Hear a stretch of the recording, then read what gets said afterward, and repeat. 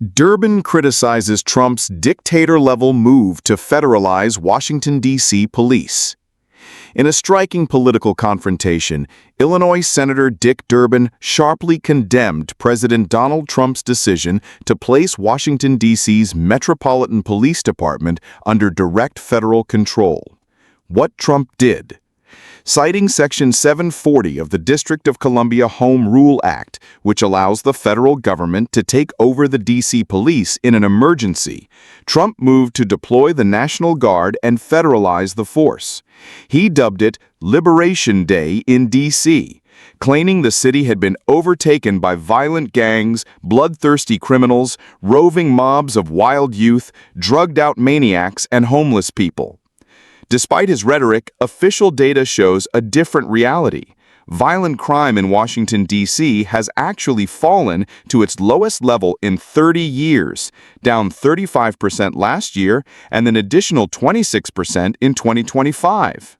Mayor Muriel Bowser has denounced Trump's actions as both hyperbolic and false, warning that militarizing law enforcement undermines both public safety and the principle of self-governance.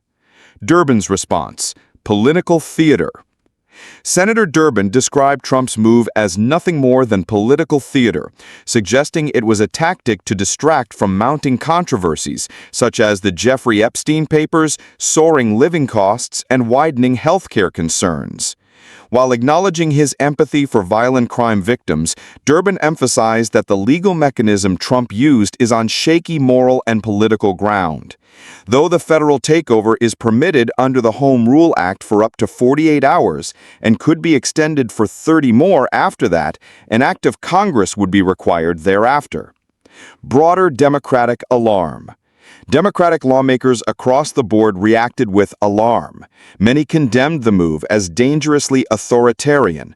Terms like dictator-level stuff were used by members of the House Oversight Committee to describe deploying troops on city streets. What it means going forward. Legal precedent versus democratic norms.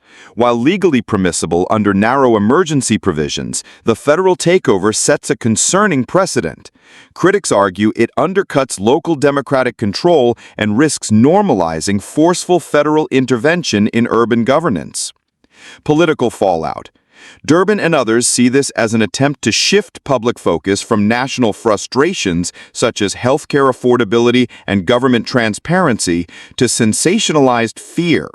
The fallout could sway the discourse in upcoming electoral contests by injecting a charged narrative around law, order, and civil oversight.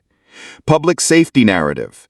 Trump's narrative framed the city as lawless, yet the data and D.C. leadership paint a more optimistic picture, focusing on ongoing declines in violent crime and progress in local reforms.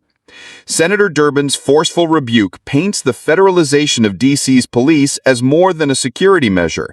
It's being interpreted as a calculated political gambit with far-reaching implications for the balance between federal power and local accountability.